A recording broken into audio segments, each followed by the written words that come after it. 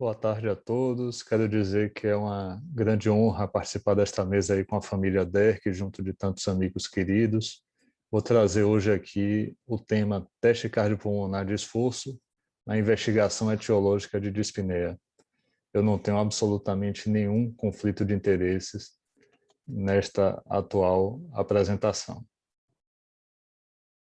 O teste cardiopulmonar de esforço ele pode ser aplicado em diferentes contextos, desde prognóstico, principalmente insuficiência cardíaca e pneumopatia, mas também na definição de mecanismos da intolerância ao esforço, na avaliação de risco cirúrgico, na individualização de plano de treinamento físico, no próprio screening de isquemia e na avaliação objetiva do impacto de terapias, sobretudo em insuficiência cardíaca e pneumopatia.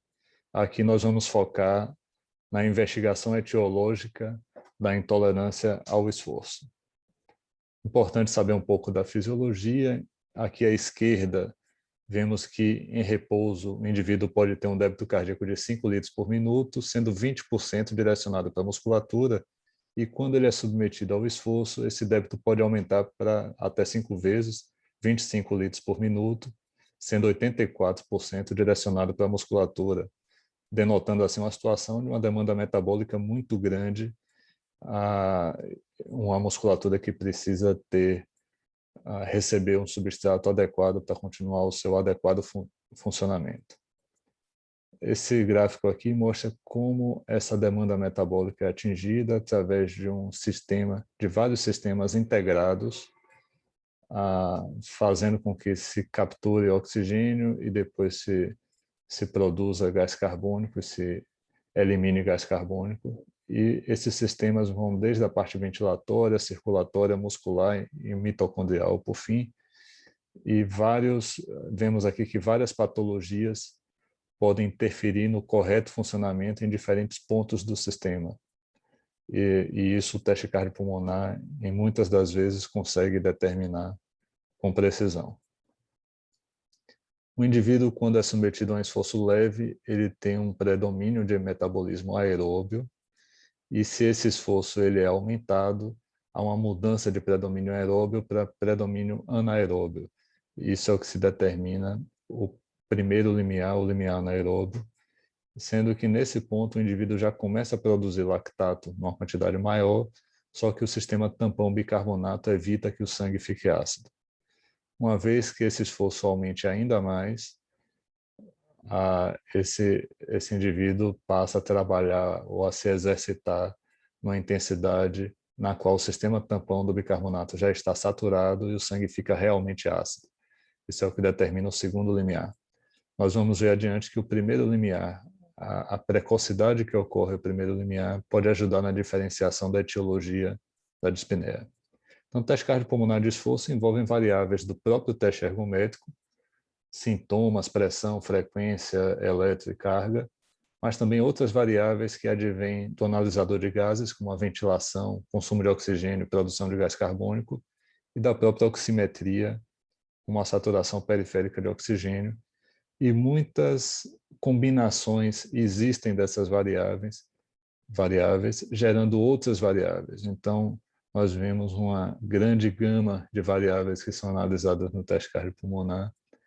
Vou chamar aqui a atenção do limiar anaeróbio, como a gente já falou, o RR, que é a razão de troca respiratória, é importante, também a reserva ventilatória, é um parâmetro muito importante, que é a ventilação no esforço máximo dividido pela ventilação voluntária máxima, certo? Bem como o equivalente ventilatório de oxigênio e gás carbônico, embora cada um desses parâmetros tenha contextos diferentes para serem usados e utilidades. O primeiro trabalho que eu trago aqui é uma publicação de um estudo francês, no CHEST, 94. O indivíduo avaliou 40 pacientes, 15 com insuficiência cardíaca, 15 com DPLC e 10 controle, pacientes com características basais semelhantes, e no pico do teste cardiopulmonar de esforço comparou as variáveis encontradas. Foram notadas algumas diferenças nessas variáveis, mas o que salta aos olhos realmente e o que diferencia muito o DPOC da insuficiência cardíaca em capacidades funcionais semelhantes é a reserva ventilatória. Então vejam, senhores, que a reserva ventilatória de quem tem DPOC, como era de se esperar, é muito inferior à reserva respiratória de quem tem insuficiência cardíaca. Isso teve um P menor que 0,01.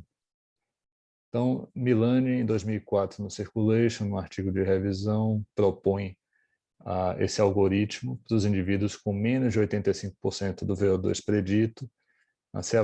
Ele propõe que avalie o limiar anaeróbio se for acima de 40% do VO2 pico, analisar a reserva respiratória, se essa reserva for baixa, está determinado aí uma limitação ventilatória.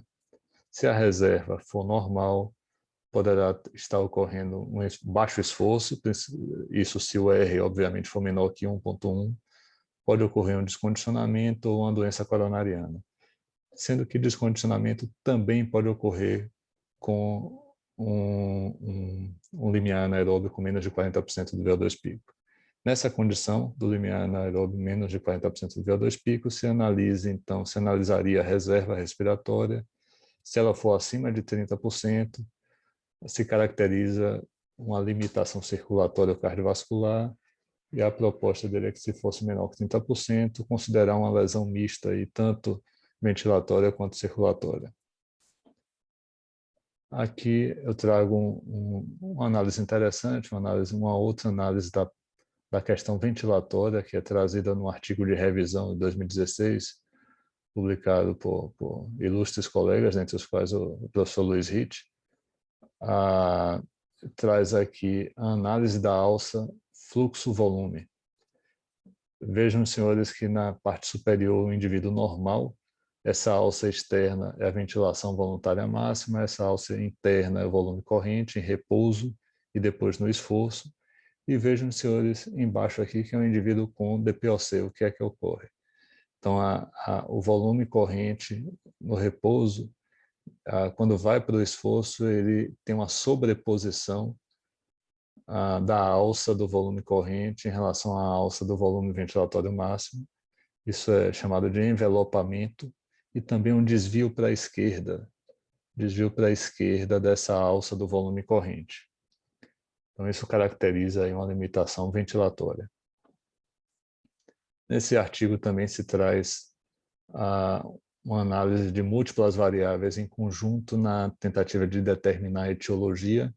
Então, cardiovascular e pulmonar se diferenciam por alguns critérios, mas, sobretudo, por uma reduzida reserva respiratória na limitação pulmonar do DPOC.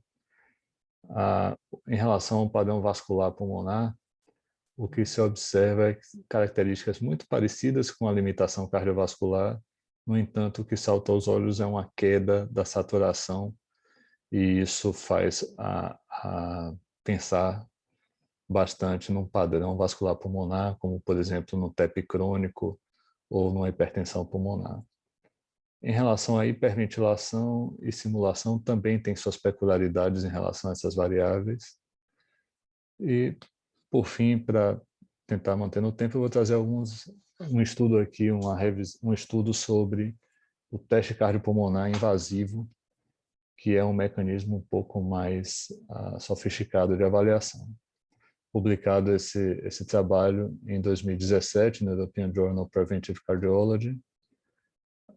Os autores aqui propõem, então, para os indivíduos com um VO2 menor que 80% do predito e com a reserva ventilatória normal e com dispneia sem etiologia esclarecida, usar o teste cardiopulmonar invasivo, que é o próprio teste cardiopulmonar acrescido de um catéter na artéria radial e um catéter na artéria pulmonar. Ambos medem pressão e colhem amostras para análise. Vejam que, quando ocorre um baixo débito, se avalia, então, nesse algoritmo, se há um baixo débito cardíaco menor que 80%, ou se há um VE/VCO2 slope no limiar anaeróbio maior de 36. Se não houver nada disso, se considera que é uma captação anormal de oxigênio. Então, podemos considerar uma miopatia oxidativa, uma desordem mitocondrial, erro inato de metabolismo, hemoglobinopatia ou uma hiperventilação. Se tiver sinais de baixo débito, então considerar uma limitação cardiovascular central ao exercício. E a partir daí se analisa parâmetros hemodinâmicos desses catéteres. Então, se o indivíduo tem uma pressão de artéria pulmonar normal, bem como a resistência vascular pulmonar normal em repouso, mas aumenta no esforço, estamos diante de uma hipertensão pulmonar esforço induzida. Se o indivíduo tem uma pressão de capilar alta no esforço e uma resistência também alta no esforço, estamos diante de um ACFEP. Se o indivíduo, por outro lado, tem uma pressão de ato direito menor que 8, normal, e uma pressão capilar pulmonar menor que 14, além de uma pressão pulmonar média menor que 30, considerar a possibilidade de pré-carga, de limitação da pré-carga devido à desautonomia. Então, usando esse algoritmo, os autores consideraram que houve uma redução do tempo até o diagnóstico definitivo. Aqui os quadrados é após a implementação do teste cardiopulmonar invasivo e os losangos pretos é o tempo até o diagnóstico sem usar o teste cardiopulmonar invasivo. Então, como conclusão, o teste cardiopulmonar de esforço é uma ferramenta de grande utilidade na investigação etiológica de intolerância ao esforço e, a despeito do baixo custo, permanece subutilizada na prática clínica para este propósito. Eu acho que um evento como esse, a educação continuada, tem muito a oferecer em relação a essa segunda conclusão. Pela atenção de todos, muito obrigado.